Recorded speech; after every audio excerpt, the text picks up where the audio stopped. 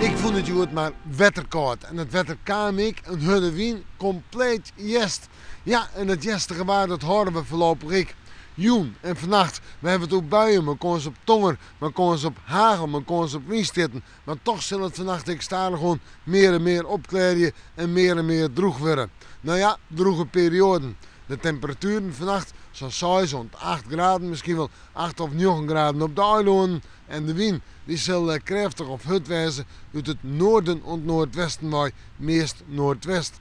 En dan morgen. Morgen hebben we door een waartype met toch wel weer een paar buien. Pittige buien, misschien nog maar tonger in het waardgebied. Maar verder komt die zinnen ik regelmatig te vastgien. En ik denk dat wij er morgen een beetje wel even op uit kunnen. Dan heb ik de meest droege perioden en de meeste zinnen. De temperaturen morgen 10 of 11 graden en nog altijd die stevige noord-noordwestenwind. Steeds maar krachtig onthut in het kust- en waardgebied. Uitwaaien, zou ik zeggen. En dan terug naar de orendagen, het vooruitzicht. Manje een aantal buien, maar ik zinnen. Temperatuur 10 graden.